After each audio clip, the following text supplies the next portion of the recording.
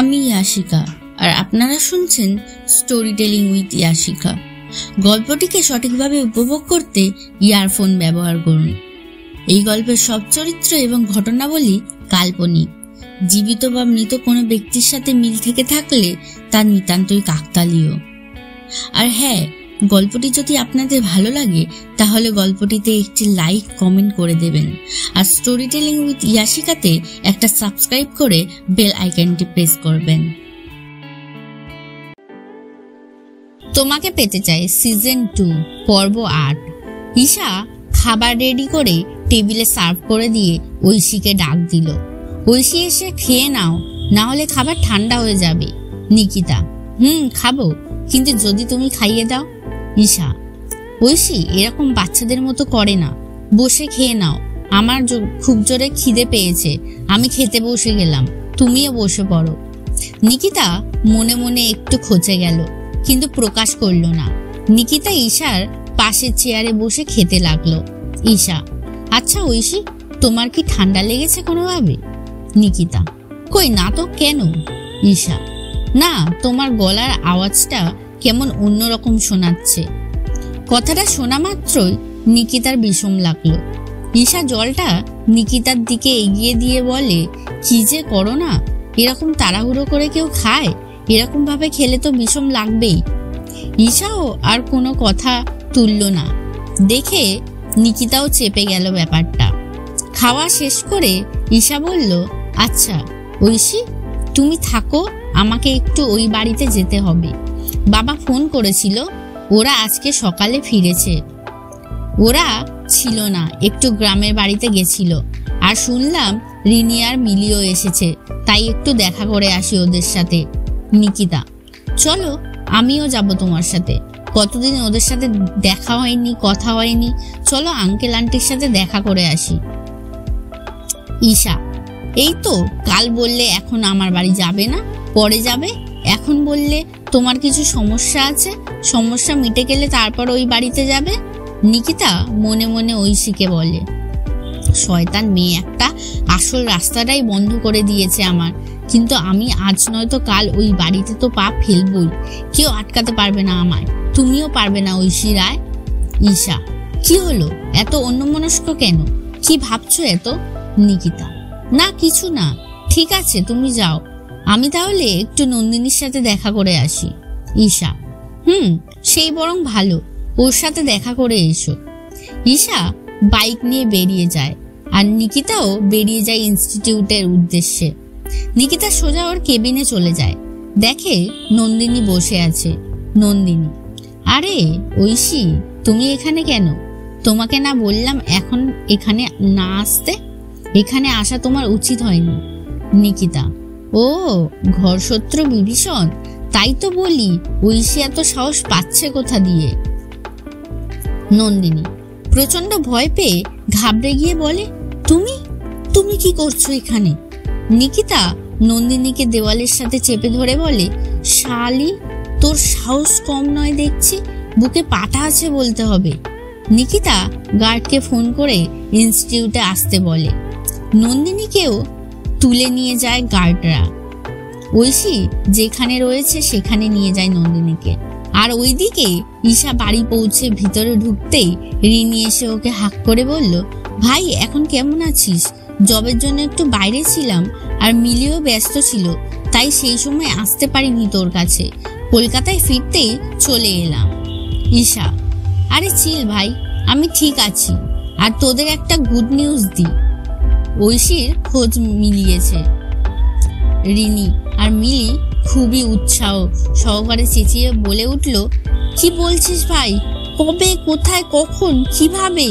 ঈশা আরে বস বস, শান্ত হ, একটু রেস্ট নে, খাওয়া দাওয়া কর, তারপর সব বলবো। এত দূর এলি জার্নি করে, যা তোরা আগে ফ্রেশ হয়ে নে। রাগিনী দেবী এবং অখিলবাবু একটি স্বস্তি পেলেন ঐশীর ফিরে আসার খবর পেয়ে। ভগবানের কাছে প্রার্থনা করলেন যাতে ঐশী আর ঈশা আগের মতো একসাথে হয়ে যায়। দেখো ভোলেনাথ, দেখো তুমি একটু। রিনি আর মিলি ফ্রেশ হয়ে এলে সবাই মিলে খেতে বসে। তখনই ঈশা সব ঘটনা খুলে বলে। সবাই শুনে খুব খুশি হয়। রাগিনী দেবী বলেন, ওকে বাড়ি নিয়ে এলি না কেন? ঈশা, ও বলল পরে আসবে, কিছু কাজ আছে ওর, ওগুলো মিটে গেলে তোমাদের সাথে দেখা করাতে নিয়ে আসবো। মনে হয় ও এখনো ভয়ে আছে, যদি তোমরা আবার কিছু বলো ওকে। রাগিনী দেবী, মারে, তখন আমরা বুঝতে পারিনি, না বুঝে যে ভুল করেছি তার শাস্তি আমরা পেয়ে গেছি। আমাদের আর কোনো আপত্তি নেই তোদের নিয়ে, তোরা দুজনে একসাথে খুশি থাকলেই আমরা খুশি। ওরা খাওয়া দাওয়া সেরে নেওয়ার পর রিনি আর মিলি জেদ ধরলো ঐশীর সাথে দেখা করবে। ঈশা ওদের দুজনকে নিয়ে গেল ঐশীর কাছে। দরজায় নক হতেই নিকিতা দরজা খুলে সবাইকে দেখে ওর গলা শুকিয়ে গেছে, কারণ এদের কথা তো শোনেনি, এদের চেনেও না, জানেও না এরা কারা। যদি নিকিতা ধরা পড়ে যায় সেই ভয়ে ঘামতে শুরু করে। রিনি বলে, আরে ঐশী, তুমি এত এরকম ঘামছো কেন? এসি খারাপ হয়ে গেছে নাকি, না কারেন্ট নেই? নিকিতা, আরে না না, সবই ঠিক আছে, কোনো সমস্যা নেই, ভিতরে আসো। নিকিতা, তোমরা বসো, আমি জল নিয়ে আসছি তোমাদের জন্য, এতটা রাস্তা আসলে। রিনি, তোমার কি গলায় কিছু হয়েছে ঐশী? নিকিতা, হ্যাঁ ওই আর কি, ঠান্ডা গরম লেগে গলাটা ভেঙে গেছে। মিলি, তাই বলি, ভয়েসটা ওরকম লাগছে কেন? নিকিতা কোনো রকম ওদের কাটিয়ে কিচেনের দিকে চলে গেল, ওদের জন্য কোল্ড ড্রিঙ্কস এনে টেবিলে রাখলো। নিকিতা ঈশাকে বলল, শোনো না ঈশা, আমি একটু শুয়ে নি, সকাল থেকে মাথাটা খুব ধরেছে। রিনি, আরে ভাবলাম এত বছর পর তোমার সাথে দেখা হলো, সব গল্প শুনবো, আর তুমি চলে যাচ্ছ। মিলি জোর করে হাত ধরে বসিয়ে দিল নিকিতাকে। নিকিতা তো এখন কি করবে কিছু বুঝতে পারছে না। রিনি, 12 বছর কেটে গেল কিভাবে বলো? সেদিন ওই দশমীর রাতে যেটা হলো তোমাদের সাথে। নিকিতা তো আবার টেনশনে পড়ে গেল, কারণ ও তো ডিটেলসে সবকিছু জানে না। মিলি, আমরা তো সেই সময় ঠাকুরের গাড়ির সাথে বেরিয়ে গেছিলাম, তারপর তোমাদের দুজনকে খুঁজতে ভিতরে এসে দেখি রাগিনী আন্টি আর গীতা আন্টি দাঁড়িয়ে, তারপর অখিল আঙ্কেল ও চলে এলো আমাদের পেছনে। আঙ্কেল মাথা গরম করে তোমাদের দুজনকে চড় মারলো আর ঈশাকে নিয়ে চলে গেল হাত ধরে টানতে টানতে উপরে।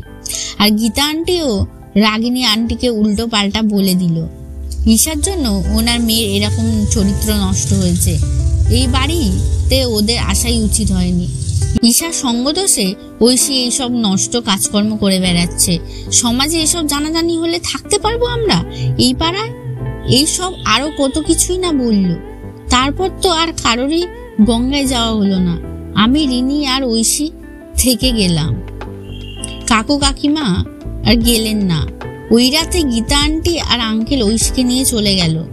সরি ঐশী আর ঈশা, আমাদের উচিত ছিল তোদের দুজনকে পাহারা দিয়ে। সেই দিন রাতের কথা মনে পড়লে আজও আমাদের ভয় হয়। ঈশা, যা হওয়ার হয়ে গেছে, ভুলে যাও সব।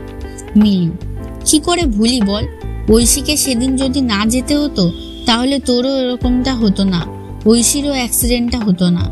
মিলি নিকিতাকে জিজ্ঞাসা করে, আচ্ছা ঐশী, ওই অ্যাক্সিডেন্টের পর তোমরা কোথায় চলে গিয়েছিলে? আঙ্কেল আন্টি এখন কোথায় আছেন, কেমন আছেন? আর তুমিও বা কোথায় ছিলে? কত খুঁজেছি তোমায় আমরা, জানো সবাই মিলে। নিকিতা ধরা পড়ে যাওয়ার ভয়ে কথা ঘোরাতে বলে, এসব কথা বাদ দাও না, এখন তো সব ঠিক আছে, এই মুহূর্তটাকে উপভোগ করি আমরা, চলো মুভি দেখে আসি কাছাকাছি কোথাও থেকে। রিন, হ্যাঁ এটা কিন্তু ভালো আইডিয়া, এটা করা যেতেই পারে। ঈশা বলল, ওকে ঐশী তুমি রেডি হয়ে যাও, আমি ততক্ষণ দেখি নেক্সট কটায় শো টাইম আছে আর কি মুভি চলছে এখন, তাহলে টিকিট বুক করে ফেলবো। নিকিতা চলে যায় রেডি হতে। ঈশা, মিলি আর রিনি মিলে মুভি পছন্দ করে টিকিট বুক করে ফেলে। এরপর ওরা সবাই মিলে রেডি হয়ে বেরিয়ে যায় মুভি দেখার উদ্দেশ্যে। প্রায় 30 মিনিট মতো পথ, তারপর ওরা আইনক্সের সামনে এসে গাড়ি দাঁড় করালো। ওরা আজকে ঐশীর পছন্দের অ্যাক্টরের একটা হলিউড মুভি দেখতে যাচ্ছে। দেখতে দেখতে ওরা হলে পৌঁছে গেল। সেখানে পৌঁছেই ওরা ফুড কোর্ট থেকে চিপস, কোল্ড ড্রিঙ্কস, পপকর্ন কিনে হলে প্রবেশ করলো। ওরা একদম উপরের রোয়ের কোণের দিকে 4টে সিট বুক করেছিল। যথারীতি ওখানে গিয়ে বসে পড়লো। এতে মনে মনে 4 জন বেশ খুশি হলো। ঈশা ভাবছে কতদিন পর আবার আমি আর ঐশী মিলে একসাথে পাশাপাশি বসে হাতে হাত রেখে সিনেমা দেখব। এদিকে নিকিতা ভাবছে, বাহ, এ তো মেঘনা চাইতেই জল, এই সুযোগটাই তো আমি চেয়েছিলাম, হলের এই আলো আঁধারি পরিবেশেই তো ঈশার কাছাকাছি যাওয়ার, ওর স্পর্শ পাওয়ার মোক্ষম সুযোগ। কথাটা ভাবতেই নিকিতার মধ্যে একটা শিহরণ খেলে গেল। এদিকে রিনি আর মিলি ভাবছে ওরাও এই সুযোগে একটু নিজেদের মধ্যে একটু ব্যক্তিগত সময় কাটিয়ে নেবে। ঈশা নিকিতার পাশে এবং রিনি বসলো মিলির পাশে। দেখতে দেখতে সিনেমাও শুরু হয়ে গেল। সকলে মন দিয়ে সিনেমা দেখছে। এর মাঝেই হঠাৎ মিলি খেয়াল করলো ওর পায়ের মধ্যে কিছু একটা সুরসুরি দিচ্ছে। প্রথমে অত গুরুত্ব দিল না, ভাবলো অন্ধকার তো, তাই হয়তো এমন মনে হচ্ছে। কিছুক্ষণ পর আবার ওর খেয়াল করলো একই ঘটনা। সাথে সাথেই ব্যাপারটা দেখার চেষ্টা করতে দেখতে পেল ওটা রিনির পা। রিনি বদমাইশি করে মিলির পায়ে সুরসুরি দিচ্ছে আর মুভি স্ক্রিনের দিকে এমন ভাবে তাকিয়ে আছে যেন কিছুই হয়নি। এবার তো মিলি ওকে জব্দ করতে নিজের পায়ের নখ দিয়ে রিনির পায়ে আঁচড় কেটে দেয়। আর সাথে সাথে রিনি হালকা চিৎকার করে ওঠে, আহা! তা দেখে মিলি অবাক হওয়ার ভান করে বলে, কি হলো রিনি? রিনি, ও কিছু না, এমনি। মিলি, ও আচ্ছা আচ্ছা, আমি ভাবলাম মশা হয়তো, আমাকেও অনেকক্ষণ দূর থেকে একটা মশা খুব জ্বালাতন করছিল বলে মুচকি হাসলো। রিনি অবাক হয়ে মনে মনে ভাবলো, এত বড় কথা, আমাকে নাকি মশা বললো, দেখাচ্ছি মজা ভেবেই আস্তে আস্তে এগিয়ে গেল রিনির কানের কাছে আর মৃদু কণ্ঠে বলল, মশারা কিন্তু খুব জ্বালাতন করে, কামড়েও দেয় বলে হালকা একটা কামড় বসালো মিলির কান লতিতে। সাথে সাথে মিলি চমকে ওঠে, শিহরণ খেলে যায় ওর সারা শরীরে। ও চোখ বন্ধ করে চেয়ারের হাতলটা চেপে ধরে, নিজেকে শান্ত করতে থাকে। আর এদিকে রিনি মিলির ওরকম অবস্থা দেখে মুচকি হাসতে থাকে। এদিকে আমাদের ঈশা আর নিকিতা তো একে অপরকে হাতে হাত ধরে বসে আছে। এতদিন পর ঐশীকে নিজের পাশে, নিজের কাছে ঠিক আগের মতো করে পেয়ে ঈশা তো আপার শান্তি অনুভব করছিল। কিন্তু ঈশার এই শুধু হাত ধরে বসে থাকায় নিকিতা একটুও সন্তুষ্ট নয়। ও তো ভেবেছিল হলের এই আলো আঁধারি পরিবেশের সুযোগ নিয়ে ঈশা আরো কাছাকাছি যাবে, কিন্তু দেখলো ঈশার কোনোভাবেই সেই রকম কোনো আগ্রহ নেই। কোনো মতেই ও ঈশার কাছাকাছি যেতে পারছে না। তাই নিকিতা এবার অন্য পথ বেছে নিল। কিছুক্ষণ পর সিনেমার মাঝেই হঠাৎ করে নিকিতা শরীর খারাপের নাটক শুরু করলো। তা দেখে ঈশা উদ্বিগ্ন হয়ে ওকে জিজ্ঞাসা করলো, কি হয়েছে ঐশী তোমার? তুমি এমন কেন করছো? নিকিতাও নাটক করে ঈশার হাতটা শক্ত করে ধরে বলতে থাকলো, আমার প্রচন্ড পেটে ব্যথা করছে ঈশা, আমাকে এখনই বাড়ি নিয়ে চলো। ঈশা, সে কি কথা? হঠাৎ কি হলো? পেটে ব্যথা কেন করছে? আর পেটে ব্যথা নিয়ে তুমি বাড়ি কেন যাবে? চলো তোমায় ডাক্তারের কাছে নিয়ে যাই। নিকিতা খানিকটা চিৎকার করে বলে ওঠে, না না, তার কোনো প্রয়োজন নেই, বাড়িতে ওষুধ আছে, ওটা খেয়ে নিয়ে রেস্ট নিলেই হবে, আমার শুধু একটু রেস্টের দরকার। ঈশা, আচ্ছা আচ্ছা বেশ, চলো বাড়ি যাই আমরা, রিনিদের বলে দিই ওরা পরে মুভি শেষ করে আসুক।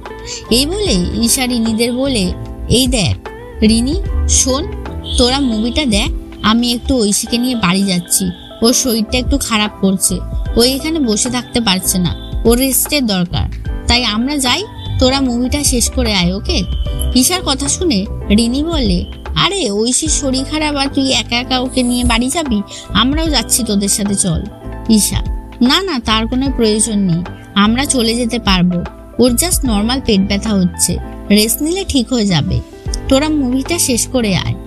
এই বলে নিকিতাকে নিয়ে ঈশা বেরিয়ে গেল সিনেমা হল থেকে। আর সাথে সাথে নিকিতার মুখে ফুটে উঠলো একটা শয়তানি হাসি।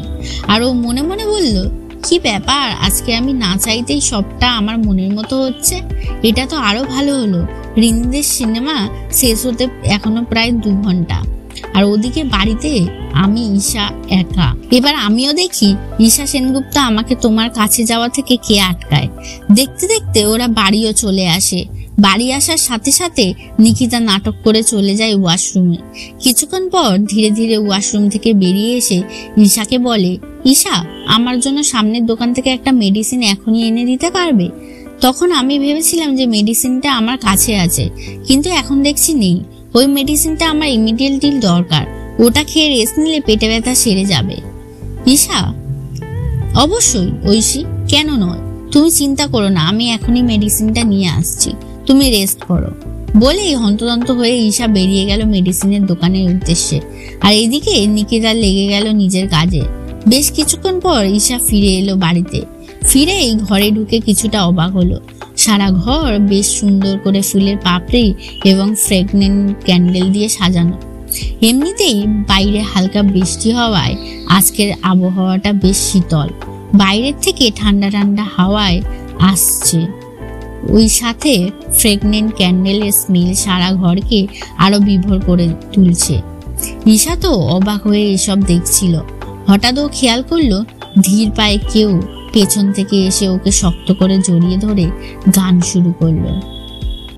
प्यार मांगा है तुम्ही से, मुझे प्यार करो, आज अभी जिद मानो मेरी, ना इंतजार करो।